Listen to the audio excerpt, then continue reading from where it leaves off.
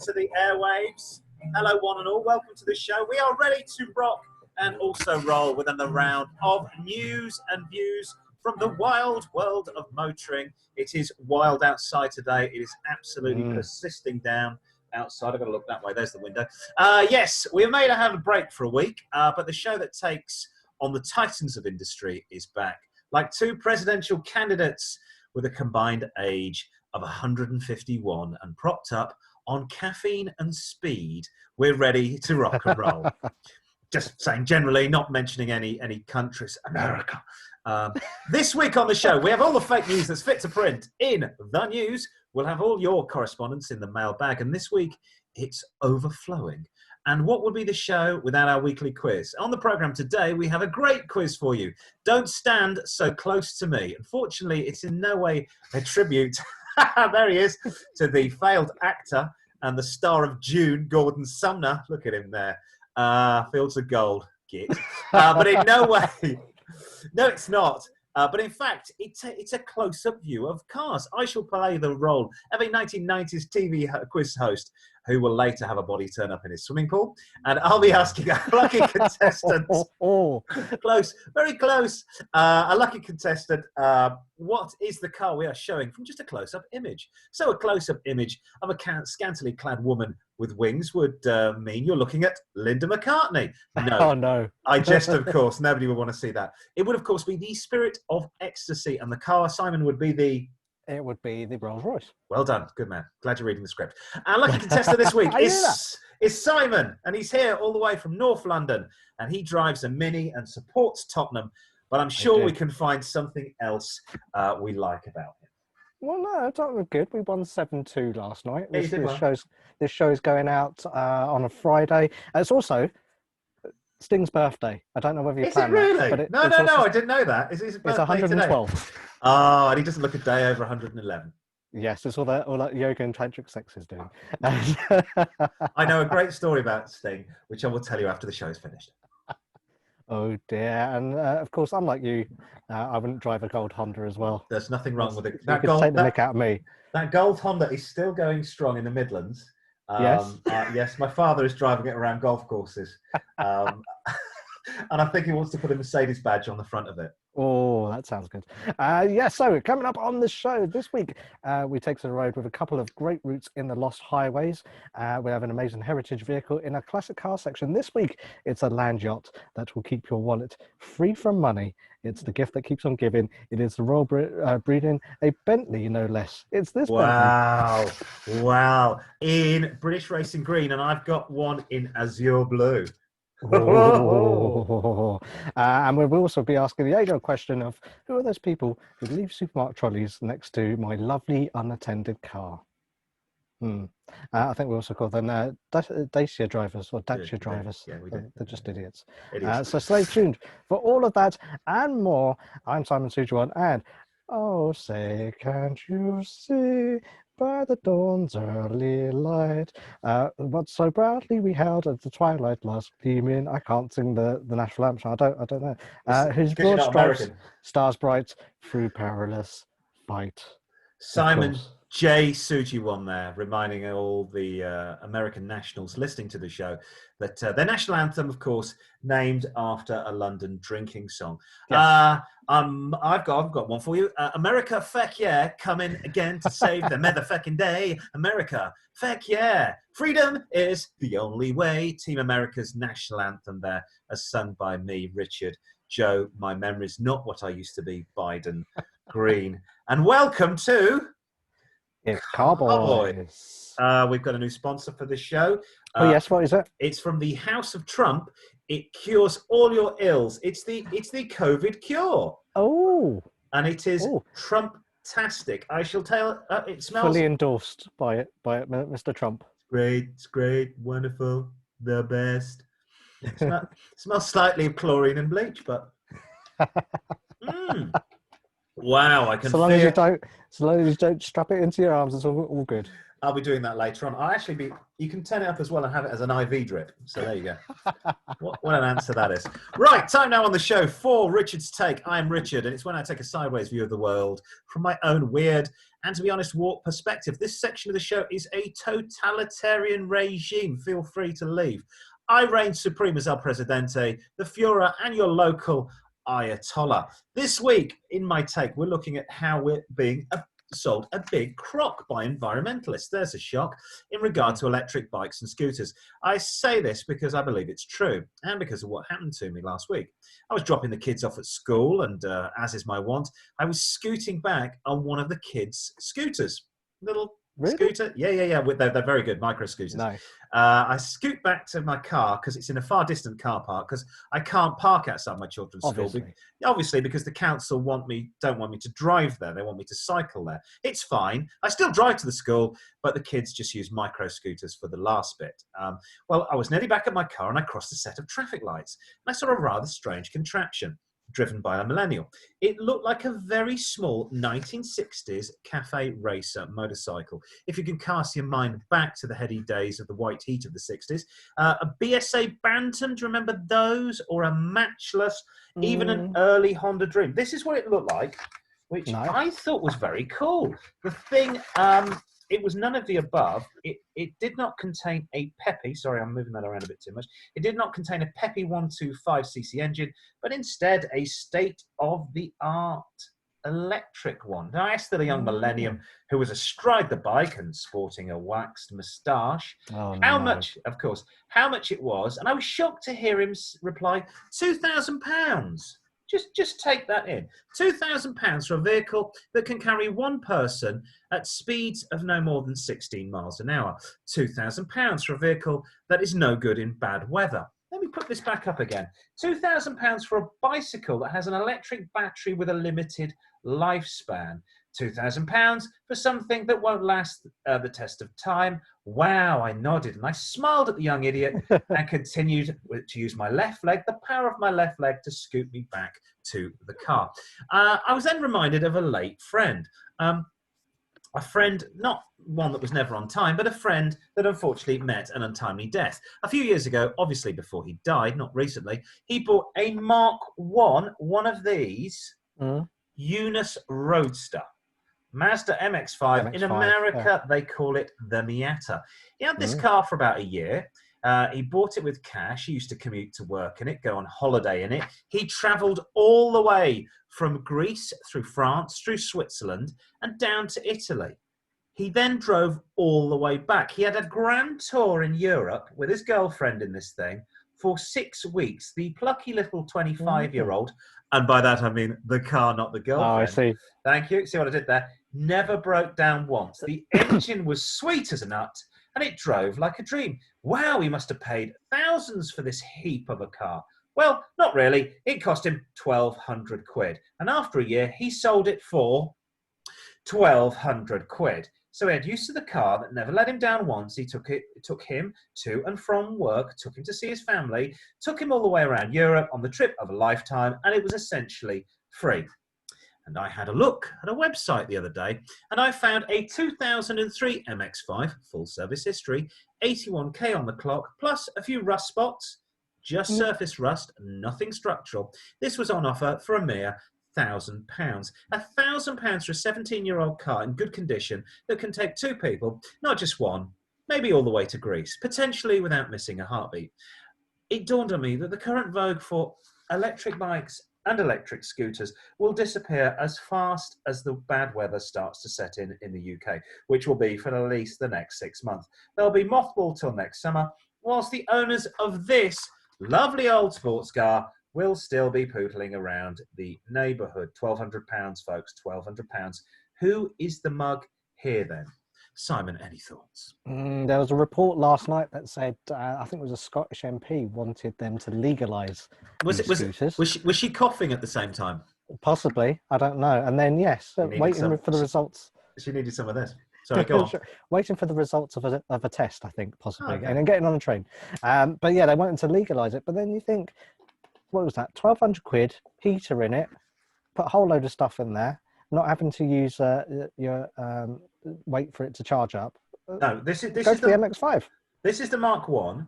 Yeah. This is not the one. The one I think I found on the internet was a 2003, so it's maybe a Mark IV. So it's a much better car. Yeah. Only the 1.6, not the 2 litre. 81 on the clock. Full service history, 3 owners. It's a 17-year-old car, Yeah. and it was Japanese though. £1,000. £1,000 for it, and you just looked at it and went, "It looks amazing." Drive it for a year, and if you get a year out of it, this. Right, and also have to question. This is 30 years old. This car, give or take. Yeah. That's the Mark One. How environmentally friendly and how many journeys has that done? And how much landfill is this going to? This looks beautiful, but that lithium battery is going to be good for 5 years maximum, 10 years max. And then what's this going to do? Go in the bin because it's useless. Whereas this has gone on and on and on and on and on and on and on and on. And I'm not saying, there's plenty of idiots that commute around where I am, that drive around the corner in their giant 4x4s. We call those dickheads. They are dickheads. If you can walk it, walk it. If you can cycle it, cycle it. But don't force people to do either. And do not convince yourself that this is the answer to anything, because as pretty as it is, it isn't. And it's raining steroids today. I was on the way to school to drop the kids off. Didn't see any of those. Lovely and warm. Lovely and warm. I was in a car. I would have been actually. I would have been in trouble with it if I had to take an MX-5 because I've got 2 children. So one of them put one on the roof, one in the boot. Shall we have which I know they like to do anyway. Yeah, she did it the other day. My daughter, she climbed into the boot. She went, "This is fine. Leave me in here." I was like, "Okay." So where you want to go? Shall we have a bit of news? Yes, let's go for news.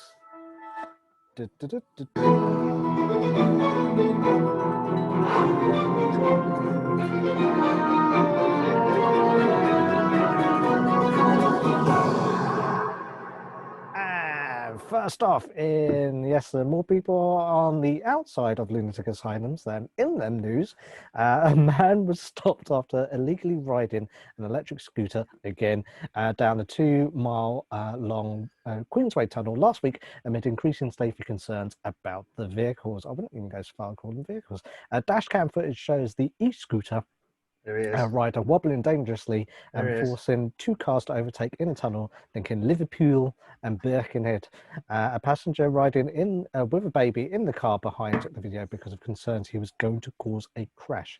It comes after pedestrians launched campaigns after a 50-vehicle e-scooter trial in Middlesbrough last week, which saw riders mount pavements and zip through shopping areas. The trial was suspended alongside proposed trials in Hartlepool and Coventry, the first city to cancel the nationwide schemes. In the video, the man wearing a dark jacket, so no high vis, short blue jeans, and a backpack rides down the outer lane of the tunnel. The driver behind follows slowly in a distance as the baby and woman can be heard in the car. As 2 cars are forced to overtake both the rider and the scooter and the car filming, the woman says, "Take over then." A Mercy Travel spokesman told the Liverpool Echo newspaper, chicken. Does he have chicken on him? Where's my chicken? E-scooters are not allowed through the Mersey tunnels under any circumstances, but we can clearly see. And anyone contravening the Mersey tunnels bylaws and Road Traffic Act will be subject to appropriate action. In this instance, the driver of the video was stopped by the Mersey tunnels police and given appropriate advice. But it says yes, they're going to appropriate action, but it's got no license plate number. How are you going to know that someone's doing this? Where are you going to find them? Like every bicycle in the UK, no road tax, no MOT, no insurance. And the law as it stands at the moment, these are illegal. They are electric vehicles. Electric vehicles. If you want to have this on the road, you need to have a license plate on it. It's like all the old folk near me who ride the electric powered buggies. On the main road. We've got an old guy that wears a crash helmet on one. No license plate, no nothing. I mean, what a twat this person is. He really does sum up how much of a muppet this guy is. I think people don't know the law. That is the main problem. They do not know the law. They think, I've noticed it the last week, I've seen more and more of these in London. They don't know that these are completely illegal. You're not allowed to ride them anywhere. and on the main roads. We've also got, I don't know if you've seen one, we have a real idiot down here. He used to go to the same nursery as his son did, and he rides a electric unicycle. Oh, okay. It is a gyroscope wheel, and he rides it out on the main road. Again, it's completely illegal. I can't wait to see him get trapped under the wheel arches of an Arctic. Also, in that picture, it says it's dash cam footage, but it's not moving. Yes, because no. I'm just wondering where the cam is mounted, because it's a bit far back. I would say that's more like the driver's seat. Yeah, I would wonder if that's a photo. If she's taken a photo while she's driving and there's dash cam, they've got dash cam footage. Because I think what she's doing there is making sure he's safe, because she's in. I'm guessing that's the cycle lane. That's the breakdown lane on the tunnel, isn't it? That's the breakdown lane. Yeah. So she's making sure he's not getting squished. I've just gone round him and gone, idiot. But that's just me. Idiot. Meanwhile, in yet another government scheme that will never happen news, the Tory government in the UK is expected to bring forward its plan to ban new fossil fuel vehicles. I wish we'd stop calling it fossil fuel, by 10 years in order to accelerate the rollout of electric cars in the UK. MPs last week urged the Prime Minister to move the sales ban to 2030 in order to help the government achieve its target of reaching net zero emissions by 2050. The plans, which would dramatically accelerate the transition to zero-emission vehicles, are expected to be announced later this year alongside a series of new clean energy policies. I will be obviously cycling to the builder's yard to pick up 3 tons of bricks and putting them in the basket on the front of my bicycle. It comes with the sale of eco-friendly cars, overtook diesels for the first time in UK, with 33,000 pure electric and hybrid cars registered between April and June, compared with 30,000 diesels. The most popular zero-emission purchases were the Tesla Model 3, if you're very rich and a stockbroker from Fulham, BMW 3 Series plug-in hybrid, the Nissan Leaf, if you're very elderly, and the Mitsubishi Outlander hybrid, if you don't care about the environment but you just want to get cheaper road tax. This comes despite a new survey that showed carbon dioxide emissions from plug-in hybrid vehicles, also known as FERVs, are an average of 2.5 times higher than the official tests indicate. Yay! Environmental campaigners have warned. Joint analysis by Greenpeace and the Transport and Environment found that typical FERV emits 117 grams of CO2 per kilometre on the road, compared with 44 grams suggested in official measurements. So they're lying. No one is cycling, no one is on the buses, unlike Reg Varney, and everybody is buying a car to commute to and from work. This is the broken record going on again. Just let me put it on.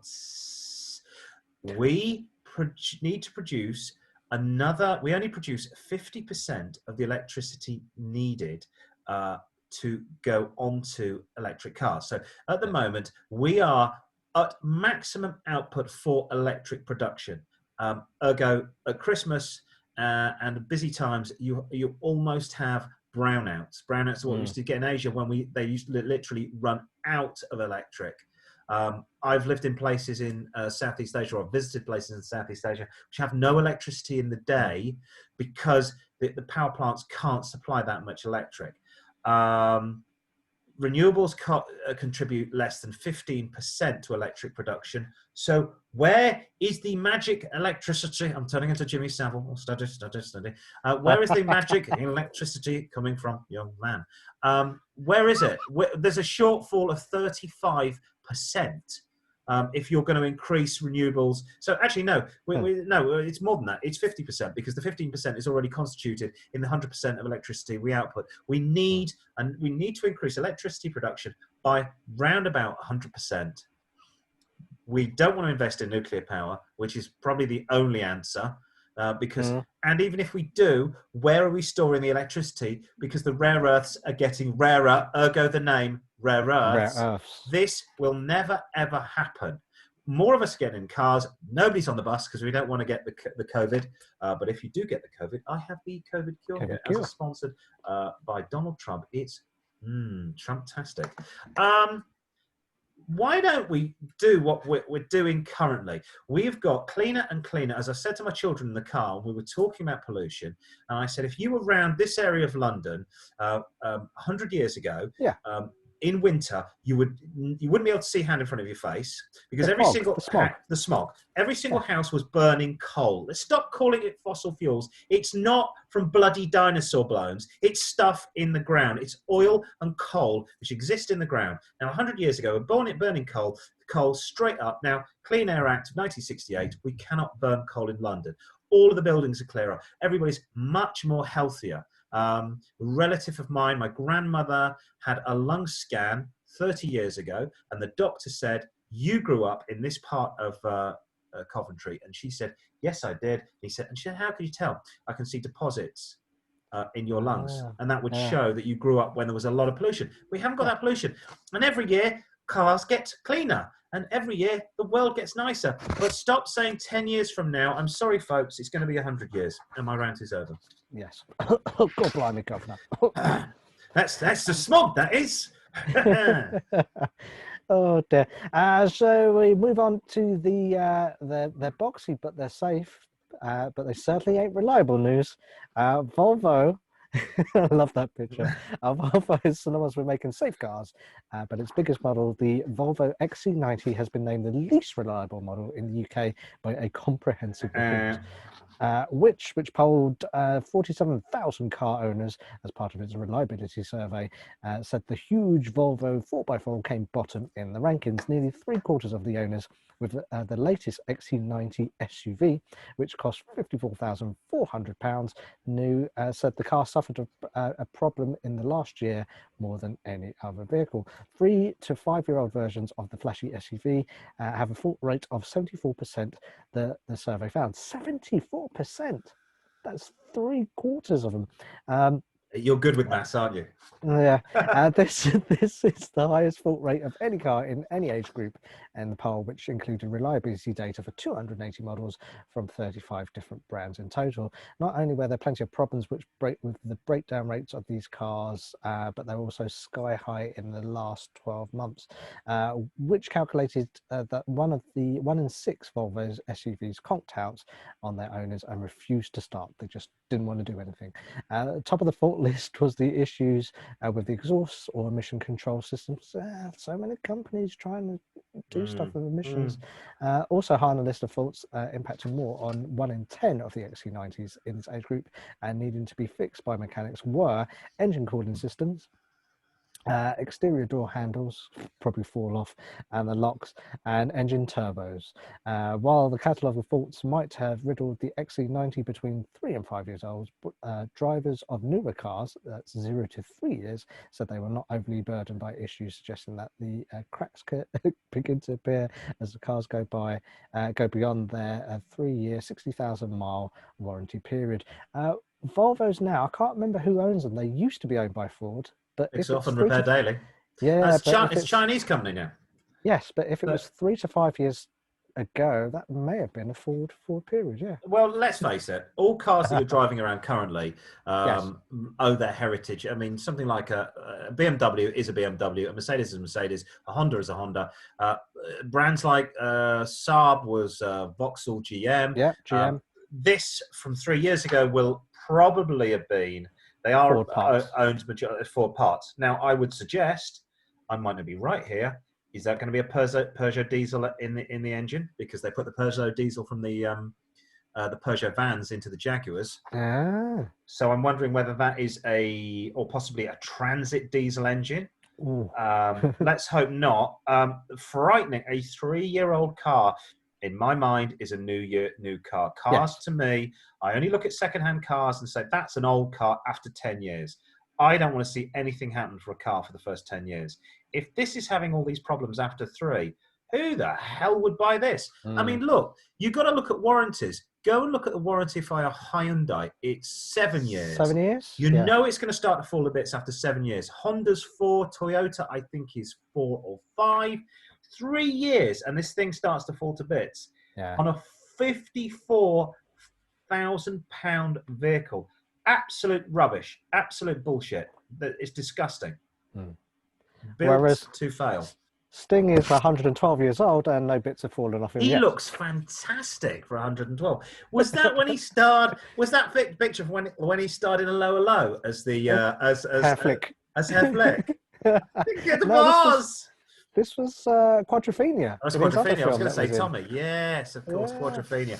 And his role there, as memorable as his role in the movie Dune, Dune. as the Americans would call it, or Dune, or would they say Dune? I don't know. We say June. Yeah, no, Dune. they say Dune. Frank Herbert's Dune, starring Sting, who will sexually. I will tell you my Sting story afterwards. It's really good. It's filthy. And finally, in the Japanese, prepare a Le Mans 24-hour racer for the average highway. Look at this bad boy. Look at that. Toyota's up-and-coming hypercar has made its first public appearance this weekend with the radically designed GR Supersport previewed at Le Mans 24-hour race on Saturday, which I think actually might be last weekend. I'm getting confused there. Yeah. Limited edition vehicle, which was based on the Japanese makers LMP1 endurance racer, went up against the Mercedes AMG 1 hypercar, which is also race-derived, taking directly from the Formula One project. No date's been confirmed for the souped-up Toyota's arrival, but it has been reported it will be unveiled. There it is. Thank you. In 2023, the GR, short for Gazoo Racing, which was the competition arm of Toyota Supersport concept, was first showcased at the Toyota Auto Saloon Motor Show in 2018. The debut of the pre-production model has been 2 years in the making, appearing at the Circuit de la Sarthe, where the legendary 24-hour race took place on Saturday and Sunday, with Toyota taking victory.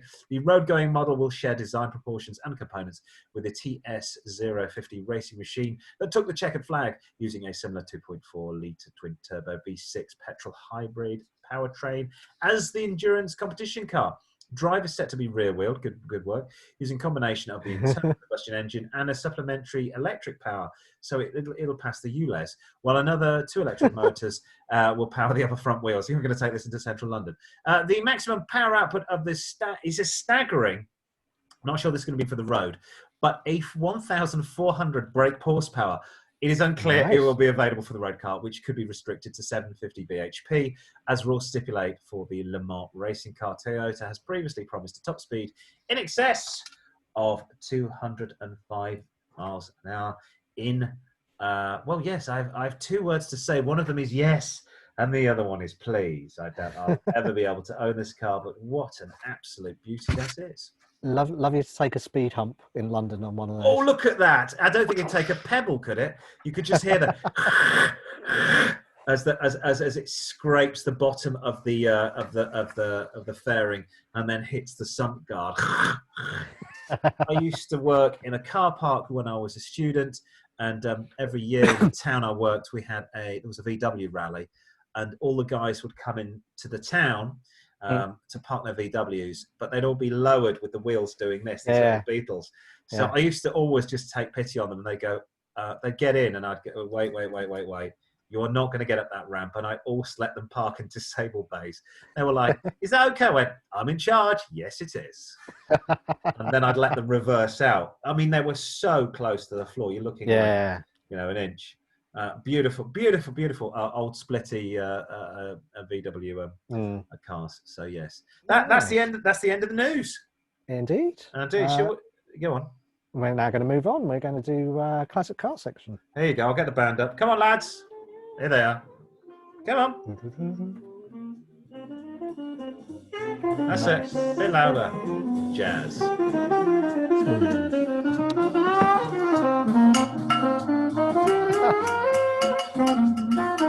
More cowbell.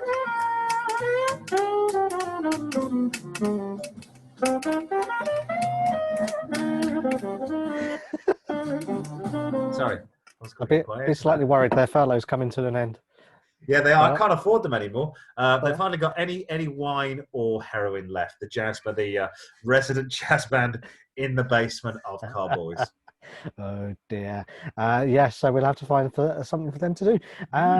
Coming up later on the show, we've got letters, we've got the quiz, we've got all sorts of bits on the show. But first, we're going to do the classic car selection. This week, we have got a bit of a land yacht. It looks like this. Can we afford that? Well, we always ask the question if classic cars in this section are well worth the money, or will they just be endless money pit? If you already own something bigger or swankier, like a Jag, then you actually won't notice the difference because it's not that great. This week's classic car is the Bentley Mulsanne, Oh, which if you didn't know, blue one. that's your blue, I think, that one. Named after the legendary Mulsanne Strait, which is at Le Mans, the Bentley Mulsanne of 1980 perfectly exemplified the spirit of Bentley Motors and their sporting heritage. It was the first of the square Bentleys, where it was replaced the much-loved Bentley 2.2 and was based on the Rolls-Royce Silver Spirit. The Mulsanne formed the basis of most of Bentley's cars of that time. The entry Model 8, which came in at a mere £50,000, and the Bentley Brooklands and Turbo R. This was the reason why I chose the classic car this week, because as I drive through L School every day, I see a Bentley Brooklands there. I thought, in this time, which was under the ownership of Vickers, which was the aircraft company which also owned Cosworth at the time, Rolls-Royce offered the Bentley marque to clients who wanted unlimited luxury, but still wished to remain relatively understated. In 1987, a revised version called the Mulsanne S was introduced, and the S featured a Turbo R-style centre console, instrumentation, and gave the Mulsanne a more distinctly sporty character. Updated alloy wheels, more modern interior, and famous suspension for a sporty ride were also welcome highlights. The Mulsanne shared the traditional 6.7-litre Rolls-Royce V8 engine with aluminium alloy cylinder heads, which produced a measly 205 bhp. It was mated to a 3-speed column shift automatic, delivering power to the rear wheels. It had a claimed top speed of 121 miles an hour with a 0 to 60 time of 11 seconds, which wasn't that spectacular considering the vehicle weighed 2.5 tons. It's not so much as you drive the car, but you more float around in its wallowy suspension and fingertip light steering in almost silence.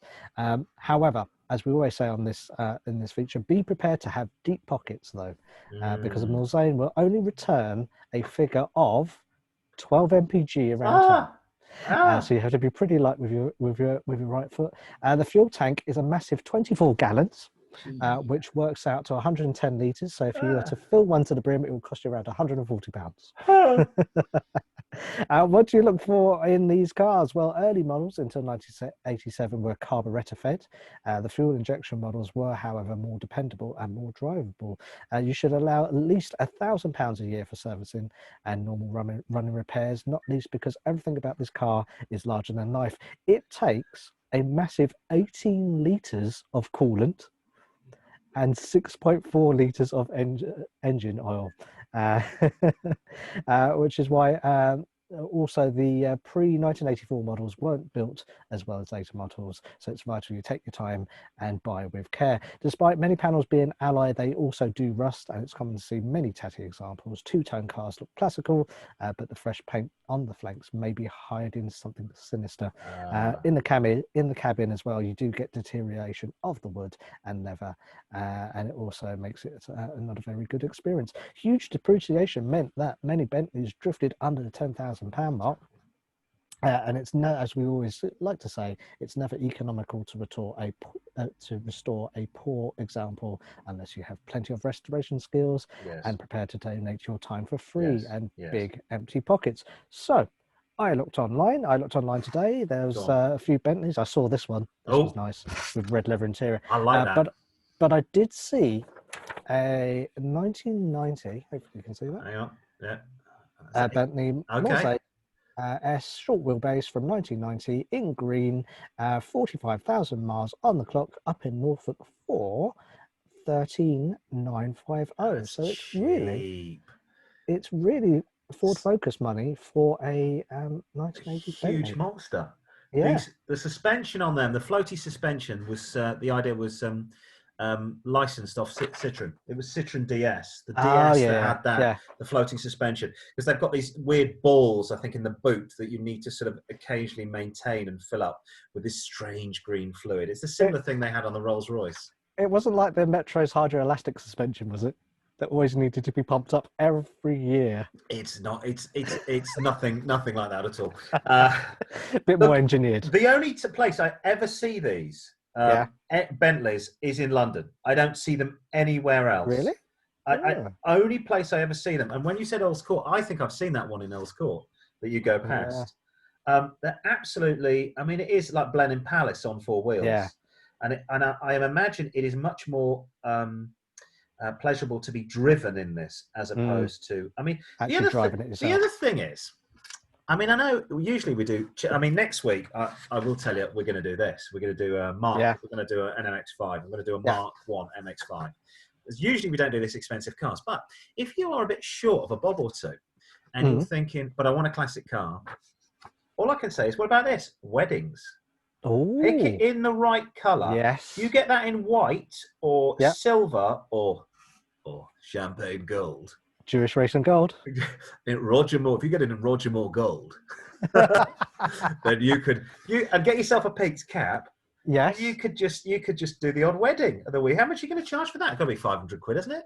To do. I've not been married, so I don't know how much weddings cost. I got mine. I had a silver shadow. I was very classy when I got married. Yeah. I had a Jimmy Savile. Twinkle, twinkle, jolly, young lady said to me, Mr. James, and I think it was in Operation U Tree White, with a red leather interior. It was a shad, but really, really nice to be driven around it. It was the mate of a mate, so I got it for about 250 quid.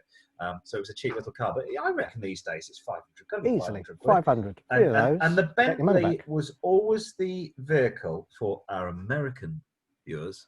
The Bentley was always the vehicle that you drove if you didn't need to show off. The Rolls Royce was the car for the nouveau riche, but the people that drove the Bentley Mark were the people who didn't need to show. I mean, you are showing off, but you're not showing off quite as much as with the Rolls Royce.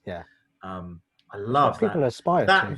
That is, you could not sell that car in the States. You would struggle to sell that because it's in a dark forest green with a red leather interior. That is very much That is very much a British, very much a British car to be sold in the UK. That would sit on a forecourt in America. They go, I don't get this. It's very British racing green, or the dark forest green almost, with the red leather interior. That's an absolute monster. Maybe in America you could go for the Coat Azure Blue, which is the car I bought after I filmed Octopussy with Vijay Singh. It was a fantastic film, and I made my money. And then I thought, oh yes, Rog deserves a Bentley, a Bentley in Azure, Coat d'Azur Blue, and so I bought it. Anyway, next week. Yes. Roger Moore aside, this is what I will buy for my wife, which is an MX-5 hairdresser's car. Now, I keep jogging past one of these boys, and this MX-5, and it is small and cute, and I think it is the MG that everybody should buy. So it's going to be our classic car selection next week, because the MX-5 has got proportionally bigger and bigger and bigger, but if you go and get a late 80s, early 90s Mark 1 with the cute, not the pop-up headlights, the cute little headlights, these guys, that you can make money on this. You buy this for about £1,000, 1,500, you spend some money on it, you look after it. That is the car, the 1.6 that everybody is going to want. In 10 years time, that will be the new MG. That is my prediction. Shall we do some Lost Highways? Yes, let's go for some Lost Highways. The band are back.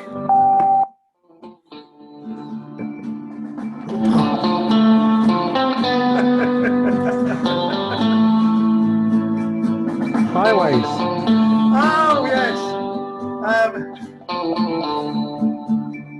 Everybody under the age of 40 is going, what are you talking about? Oh, what was his name? He was in the Goonies. Harry Seacombe. Harry Seacombe. They used to present a show called Highways. Highway, exactly. So he's our Lost Highway for this week.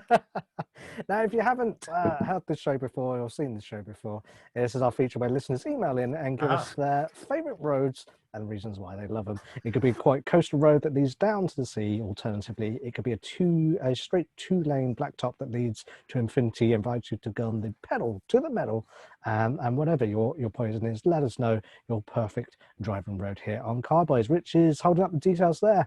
It is, of course, email us at carboys at car-boys at outlook.com. Car-Boyz Facebook, car-boys at Car-Boyz, 4 Z's at the end, always 4 Z's at the end for the Facebook. Twitter, car-boys, boys with a Z, at car_boys with a Z, and Instagramming at car_boys with 3 Z's. We are on the Instagram as well. I posted a picture of Jenny Agatha last week. Oh, yes, I saw that. Agatha on the looking very sexy. We haven't yet sent her an email. No. Again, if you are over the age of 40, you will know who Jenny Agatha is. All I have to say to you is the words Logan's Run. The phrase is Logan's Run and American Werewolf in London, and you'll get hot under the collar. Yes. I won't say something the midwife. What was it? Don't forget the midwife or something. Call the midwife. Don't call the midwife. That's not gonna get you hot under the collar. That will make you realise what a cruel mistress time is. Indeed. So back to the highways and get in touch this week. It's Camel Herder 88. He says, hello, Car-Boyz. Since this is your 60th show, I have chosen the Highway 60 in Israel. Highway 60 is a south to north intercity road in Israel and the West Bank that stretches from Beersheba to Nazareth, which of course, as I said, isn't the Scottish metal band. It is a place. The highway is in large parts following the same general route as the so-called biblical ways of the patriarchs, since it also follows the central watershed of the hill country, which figures prominently in the travels of the biblical patriarchs. Oy vey. Yes. From its junction in the Highway 40 in Beersheba to the city's outskirts on Route 60 is a dual carriageway at the grand intersections, while it continues to serve as the main north-south artery between Israeli settlements and the Palestine communities, such as the cities of Hebron and Bethlehem. Do you need a bulletproof vest for that section? Follow the star, yes. Sorry. Yeah. In the southern West Bank, it is a two-lane shoulderless road until it passes Hebron at Gush Etzion Junction, or at Zion Junction, where it regains the lane separation until short of Bethlehem. That section having recently been widened. Upon entering Jerusalem, its lanes are again almost separated. Mostly separated as it serves a central artery to the city centre. In the northern quarters, it becomes separated and changes from to multiple interchanges. From the West Bank, it has a two-lane road and has been divided again into a stretch between Afula and its terminus between downtown Nazareth. Due to it running through mainly rural settings, many of the jurisdictions along this route feature hitchhiking posts called Trempiadas. Which is easy for you to say.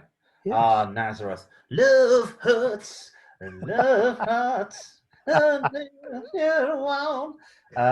looks like quite a cool road. It does. I've never been to Israel. My father used to go for business in the 1980s. Israel, and it's interesting times when he used to have to go to Saudi Arabia 2 weeks later. But he thoroughly enjoyed it. Said people are really cool. Nice. The roads look pretty excellent. Just careful where you go. Yes. We always say careful where you go and careful how you go. And also, we've got another one. Carl25 got in touch. Said, hello, Car-Boyz. For your show 60, it's a 60th theme here, and we don't look a day over 59. My lost highway is Highway 60 here in the US of A. This one is one of my best trips, and you may never have heard of. US Route 60 is a major two-lane east-west highway traveling, 2,655 miles from southwest Arizona to the Atlantic coast in Virginia. The highway's eastern terminus is in Virginia Beach, Virginia, where it's known as the Pacific Avenue. At the city's oceanfront district, the intersection of 5th Street and Winston-Salem, where they make the Cigarettes Avenue, its original Winston-Salem, the facts. Its original western terminus was here in Springfield, Missouri, then extended to Los Angeles, but in 1964 it was truncated to southwest Brenda's, Arizona, at an interchange with Interstate 10, of course, the famous I-10. After the US 60 highway designation was removed from California. Some US 60 signs can still be seen at this interchange about 5 miles, 8 kilometers southwest of Brenda. Lovely girl. The I-10, I should say, replaced the US 60 from Beaumont, California to Arizona, and California State Route 60, SR60, replaced US 60 from LA to Beaumont. So what we're talking about is this is the main highway, isn't it? Or one of the main highways that takes you across the bottom of the United States of America from Virginia on the East Coast all the way through and across to Arizona, and then it sort of links up with the I-10 to take you so on and so forth through to California. It looks very, very deserted, but my God, 2,655 miles. For us British, that is a lot, but it's very difficult to explain this. If you are British, you will think, wow, I could never drive 2,655 miles. If you're an American, you will look at us and go, what do you mean? That doesn't sound bad. Yeah. Driving in England is like driving in Manhattan. It's very, very difficult. Whereas driving in America, once you get out, this is not an uncommon sight. Yeah, you stick your car in D, you put your foot on the floor, you try to watch out for the staties, you don't go too fast, you do your 55 miles an hour when you see the police. The rest of the time you do whatever you like. Not that I'd ever do that, but and you just cruise. There's a similar thing in Australia. I remember we stayed in Cairns in Queensland, and we used to drive 30 miles to this restaurant in Port Douglas. We saw 3 cars on the way, 3 or 4 cars, and we'd go up there because it was a beautiful drive along the East Coast, Pacific Coast. And it was like the PHC in California, drive along the coast, lovely, lovely, lovely, have dinner, and then drive all the way back at night. And I've probably said it before, with the moon on the ocean, and then once the whole of the headland was on fire because they were doing burn back, to stop the bushfires. Fantastic. So, yeah, that sounds like a good lost stuff. highway. There's the address. We've given you before. Just press pause if you're not watching this live, which you're probably not. And you can write to us and give us your lost highway. Of course, yes, of course. I forgot we were time to delve into the bulging sack that is known locally as the mailbag. And this week on Car-Boyz, it is overflowing.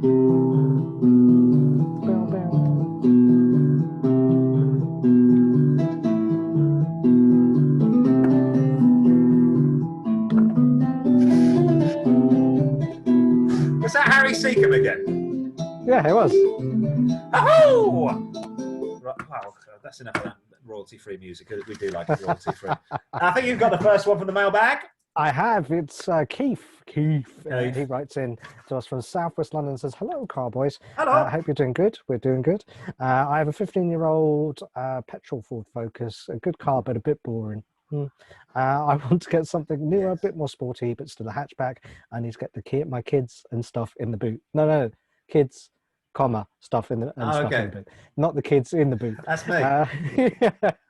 I like to holiday in Cornwall. This is you. It is. So, yeah.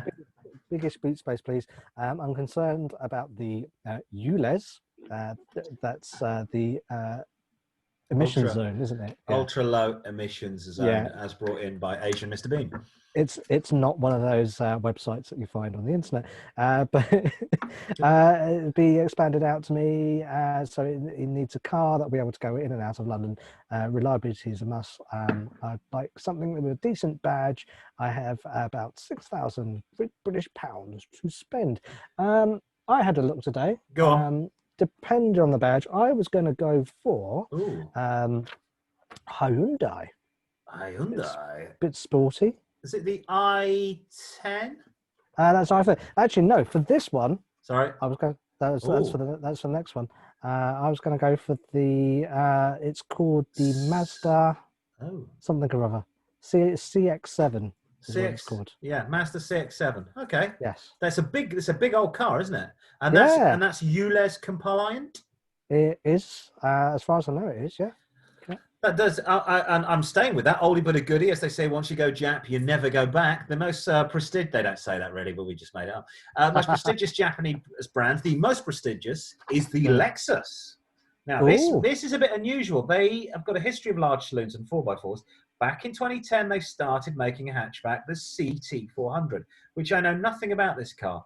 It's a 1.8 electric hybrid petrol.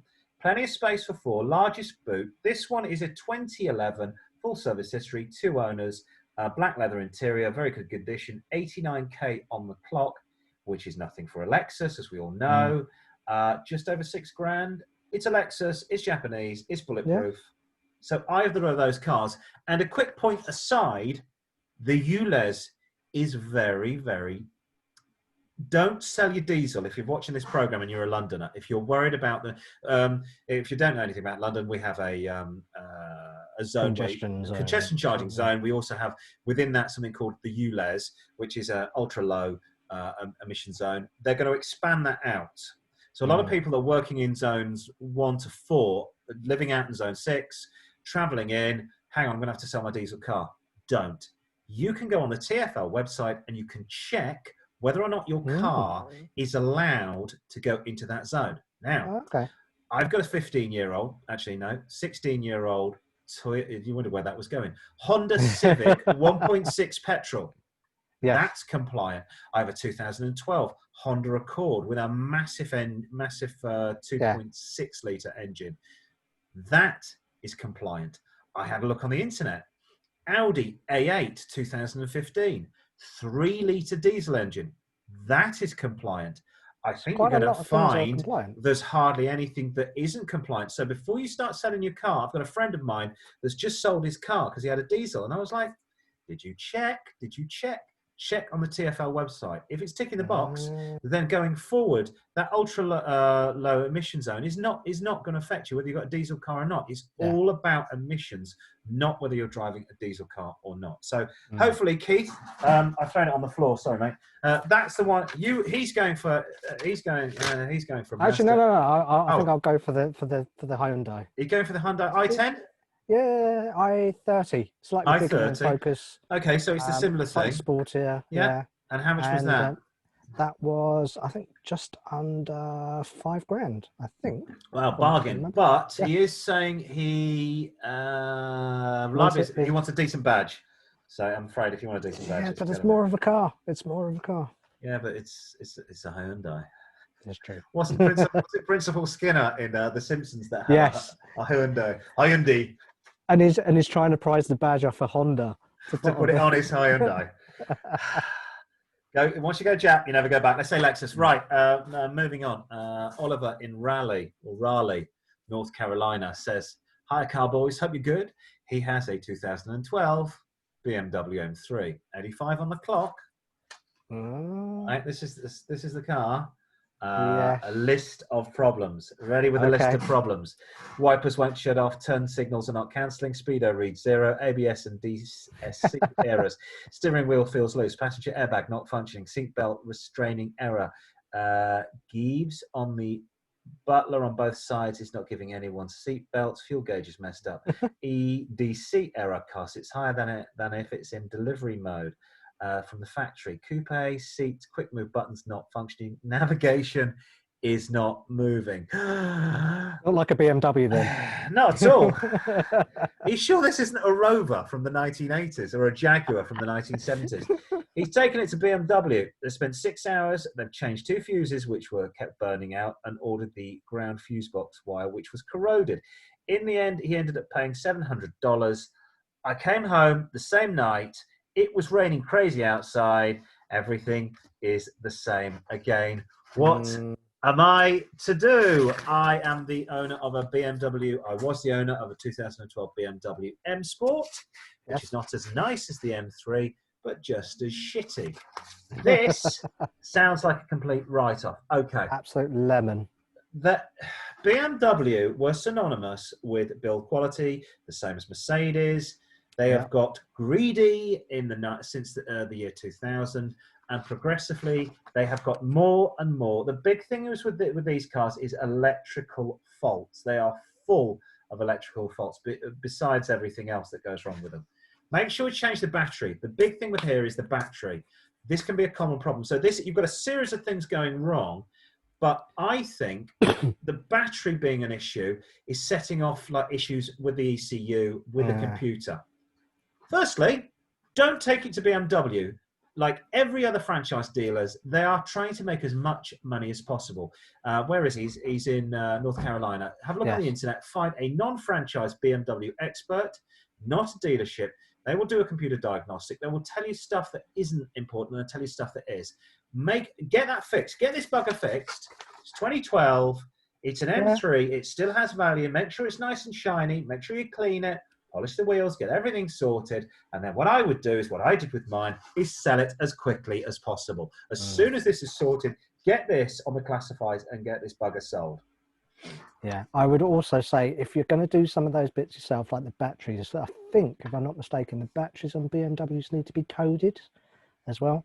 So get yourself an OBD. Not ODB, which is something else. OBD wasn't he a member of the Wu-Tang Clan? Yes, yes. Old dirty bastard. Yes, but what you do is you plug it in, and it will tell you what all the codes are and things like that, and it will tell you what you're chasing at. But it will also allow you to code the batteries as well. Do you remember our old boss Mahua? Yes. She had, this is another thing with German cars. She had a Mercedes A-Class. Right. And you had to have a special tool to take off the battery.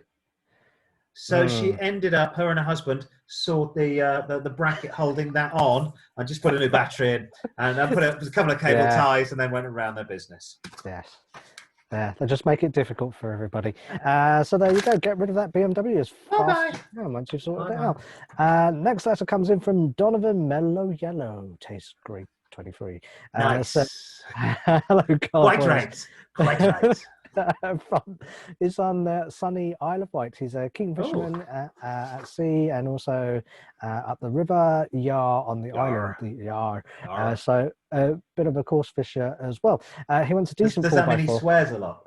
Yes, and drinks rum. Wants a 4x4 with large boots. He can take to the beach down by the riverbank. He's retired, doesn't need to commute to work, but it'd be nice if you could use to get to the mainland and go on holiday to places like France. Nice. So we're not it should not be too much of a banger. He has £3,000 to spend and is replacing his very old 2001 Mondeo Estate. The pitch I did have, it was for this one. It's the 2010 Mazda CX-7 2.2 turbo diesel. You could pick that up. It's quite a big, hefty car. Yeah. But it's diesel, it's Japanese, and that was for sale for $2,995. That one was. And what year? 2010. That's insane. There must be something wrong with it. That's insanely cheap. Badge knobs. Okay. I don't know. Okay. I was going down back on the Korean route. You were on it earlier on. I'm on it now. The Hyundai Santa Fe found a 2007 model. 85 on the clock, so it's out of warranty, but it is the new version of said car. 85 on the clock, out of warranty, new cam belt, full service history, very good condition, 4-wheel drive, just over $3,000. You could get an awful lot of wine into the back of there if you are going to France. Yes. Not fishing out of the River Yar. The other one I thought, this is a bit sideways view, and we've just been slagging off Volvo, but these were good. My cousin's husband has one of these, and he uses it. He basically uses it for anything that he's worried about damaging his car. He has one of these. So he renovates houses and he's builder, and he uses this as basically his builder's truck. Volvo XC70, 2007, full service history, full leather, all-wheel drive, auto box, high mileage. 100,000 on the clock, 2.4 litre diesel engine is very solid, just under £3,000. And they did a cross-country version of that as well, didn't they? Yes, 4x4. Yeah, I think the cross-country was earlier than this. Okay. This is what the cross-country sort of morphed into, I think. But they are very solid cars. I think you've got a choice of three. I think that Mazda bears investigating. Okay. I think that sounds too cheap. If it's good, then go for it. I mean, all of those cars, I think, are going to be relatively reliable, certainly over the Mondeo Estate. And it doesn't sound like it's going to do a lot of mileage. But when you do, you want something that basically you can poodle around it. But when you need to get all the way down to the south of France, you can do. Finally, we have Soulman 41 in Detroit City. Michigan. He is a lover of all things Italian. Hello. Really? Yes. Strange, as he lives in the Motor City, USA. Yes, he knows this. He knows that that Detroit steel is the thing to go for. But his family is Italian. Hey, paisana, buongiorno. He said he's always loved peppy little Italian motors. His day-to-day drive is a Toyota Camry. Gets to work in that. Yeah, so it's just he doesn't care about that one. Yeah. But he has been offered a beautiful little Italian car, a 1972 Lancia Fulvia 1.3. Let's have a picture of it. This is a very pretty car. 1.3 Berliner Series 2. 65,000 on the clock. It was owned by his father's friend, who was formerly a member of the Lancia Owners Club on the East Coast in Pennsylvania. He wants $10,000 US of your finest US dollars. What do you think? Wow, if it's an owners club, you know it's been looked after. Well, the other picture I have is this one, which I think might... Okay. It's got all the documentation. It's a 48-year-old car with all the documentation. Excellent. Full service history. Lots of paperwork, which is good. Lots of service history and bills. So that's going to tell you will tell you the story of the car. Is that also Côte d'Azur blue as well? I would say that was. Is it San Remo that's along the coast? Yes, it is. It's San Reno. It's Italian blue. It's Amalfi. It's a Costa Amalfi blue. Avante. It's not the sporty two-door. So the expensive Fulvia, which it takes you into the 20 grand mode, is the two-door sporty 1.4. So this is the 4-door. So that makes it cheaper. I think nice brown leather interior. Usual checks, I'm afraid. White smoke, blown head gaskets, oil leaks. Interiors are going to be super hard to get hold of. So make sure the interior is looking nice.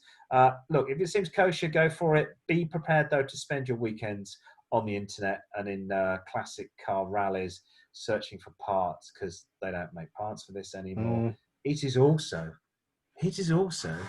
a Lancia, and I'm not saying the older Lancias were synonymous with this, but if you leave this outside in Michigan in the winter, you're going to wake up the next day to a pile of rust. This thing needs to be garaged. It needs to be garaged, not necessarily a heated garage. It needs to be garaged when it rains. Away from the elements. Away from the elements. The most important thing is if you clean this car, those little wheel arches, let's get close up on there. You need to get all the mud and salt out of those wheel arches. And then when you get it in the garage, leave the door open. Let the thing dry. Do not let the thing sit with any water on it. Let it dry. But, in fact, I have a sneaking suspicion that this shape of car from 72 is exactly the same as the Fiat 124. I was going to say, it looks very much like a Lada. That turned into the Lada. Because I think Lancia, I mean, you know what it is, everybody was going broke. These car companies last as long as they change ownership as regularly as Italy changed its parliament, which is about every 6 months. So I would think that's probably, so you're still going to be hard to get parts for it, but $10,000 not a lot for, and you are going to be the only person in Detroit driving one of these bad boys. Nice. And as Richard said previously on other shows, best tool you can have, pen top. Oh yes. Yes, I have. Have I got one here? Round the wheel arch. Look, there we go. This was taught to me by an old man that used to work on submarines during World War II, and then he was a machine engineer at Rover, the Longbridge plant. Oh, okay. Get a pen top, put it on your hand like that, right under the wheel arches to get the lip of the wheel arch to get all the dirt out, and also get your hand underneath and if there's dirt, pull as much of that dirt out. And every time you clean the car, get the jet wash out, get the jet wash underneath that car, because it's as important to get that clean. And Detroit and Michigan is going to be like here. It's cold, it's wet, they put salt on the roads, and that is what kills a car. I believe it's time for our quiz. Are you ready? Let's get some music going. Here we go.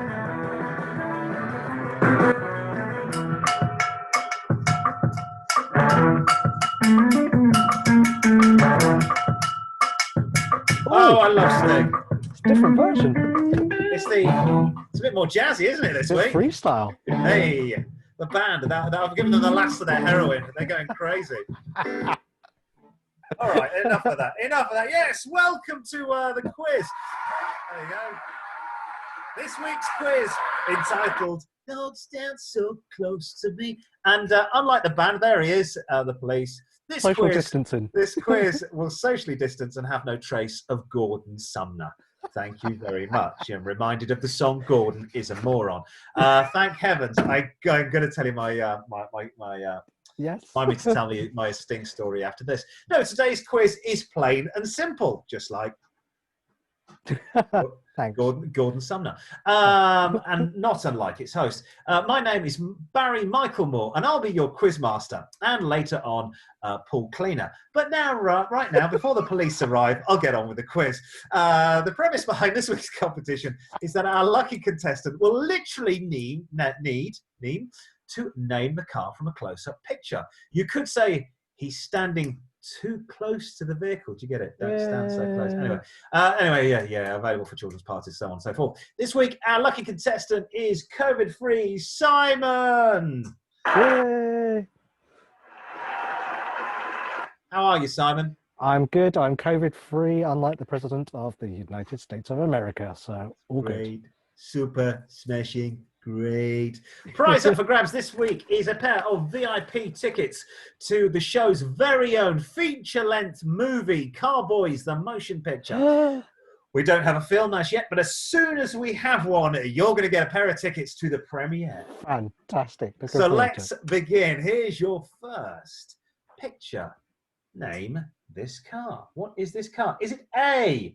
Oh, I think I may have sent you the things. Never mind. I hope you didn't look at them. Is it A Jaguar E-Pace? Is it B, a Mercedes GLA? Or is it C, a Porsche Cayenne? Ooh. I haven't looked at these. I have seen that you've left the quiz on, but I haven't. Sorry. But I would take a punt at, it looks more like a Jag to me. And the answer is yes, correct. Well done. It's a Jaguar E-Pace. Ooh. Yeah, it's very sporty. E-Pace, is that the electric one? No, that's the I-Pace. Yeah, I-Pace, I don't know. E-Pace, something or other. This is, yes, just Jaguar making a horrible SUV for certain markets. Yummy mummies. Well done. So far, 1 out of 1. Right, SUV time again, I'm afraid. Oh, no. No, hang on. No, sorry. No, not yet. It's BMW time. Off we go to Germany, which we know they're super reliable cars from Munich. What BMW is this? Is this a 3 Series? Is this a 6 Series? Or is this an 8 Series? Is it a 3 Series? Is it a 6 Series? Or is it an 8 Series? The event on the side might give you a clue.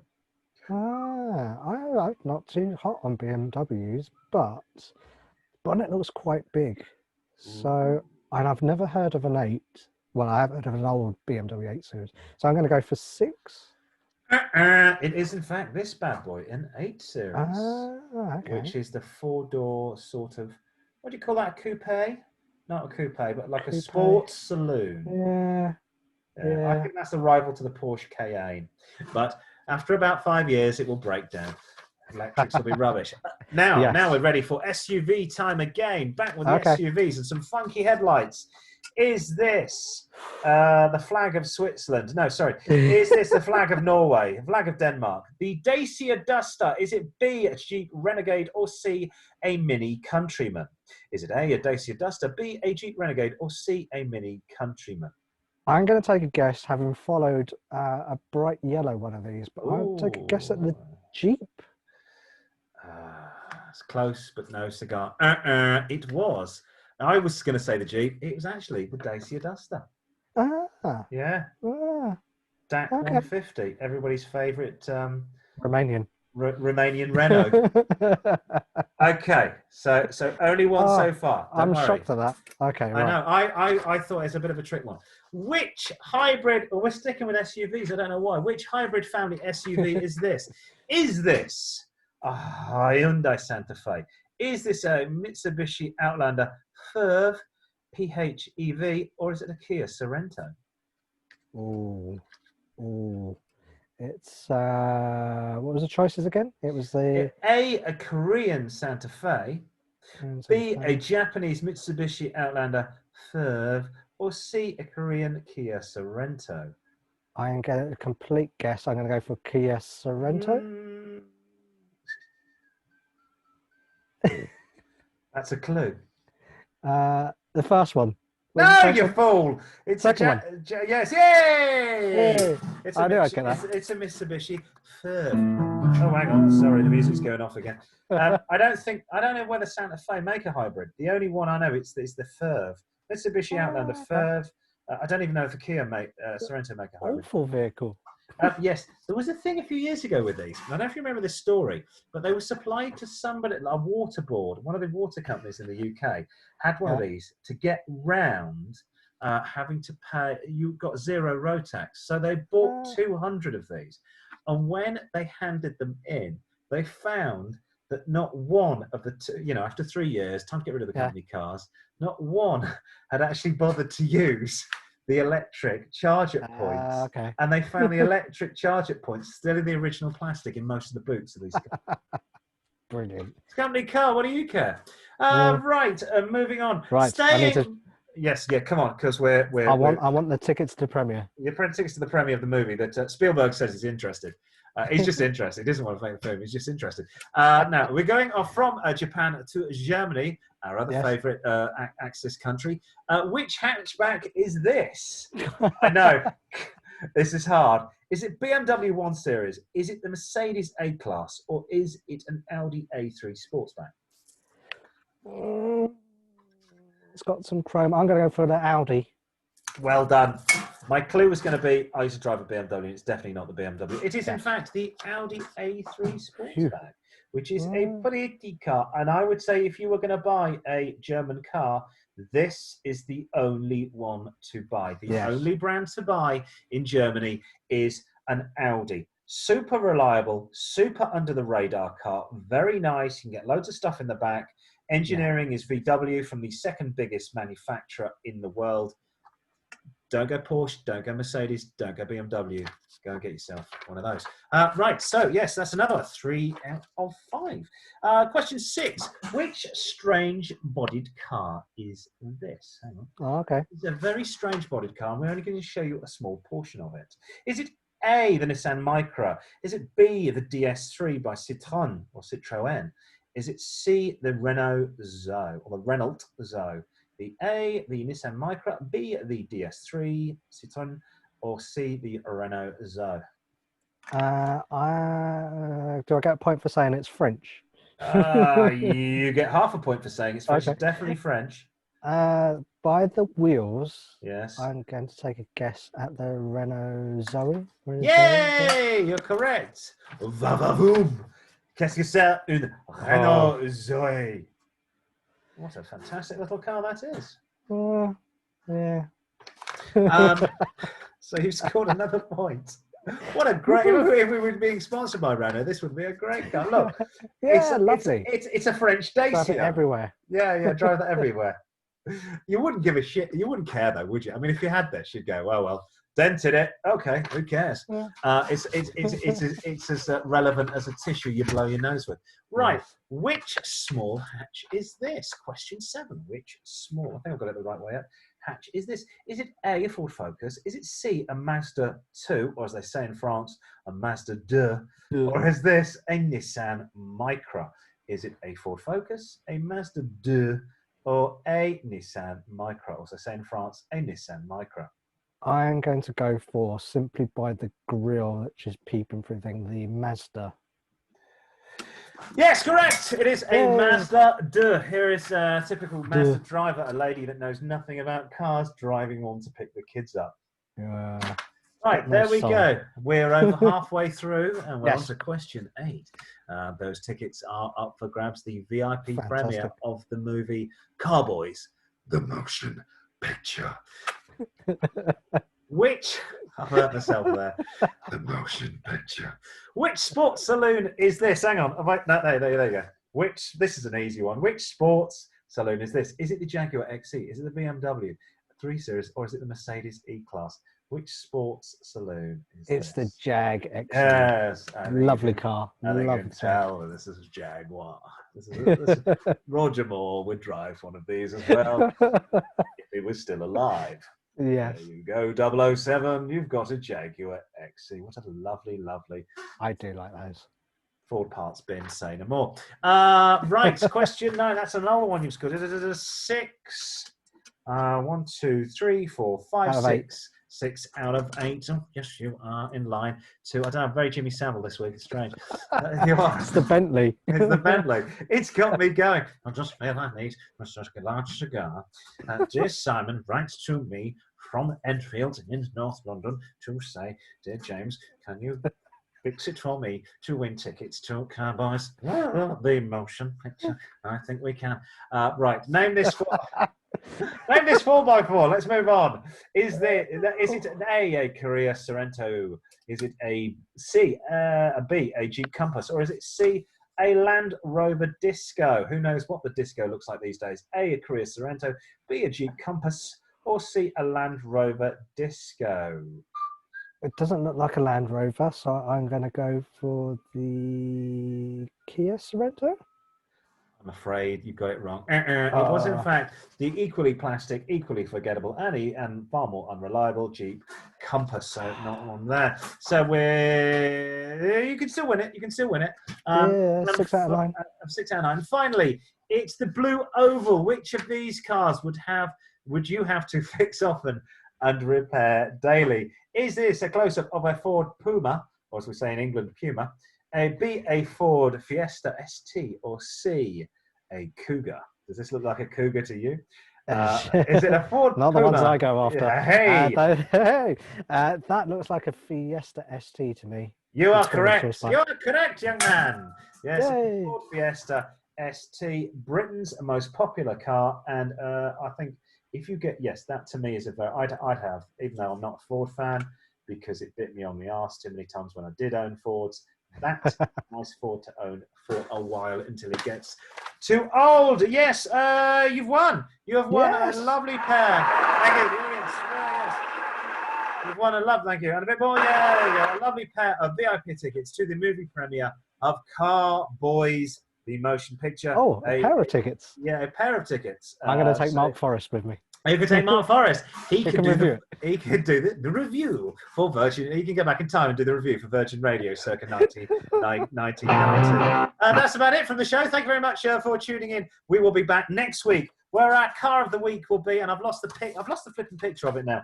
Basically, we're going to do a Mark 1 MX-5 next week. Will be our classic car selection. That's it from us. You can get in touch. Email the Car-Boyz at car-boys@outlook.com. Car-Boys, boys always with a Z, at Car-Boyz with 4 Zs at the end. Facebook, car-boys at car_boys is the line at Twitter and Instagramming. We are car_boys with 3 Zs. Now, Simon, I must tell you my story about Sting.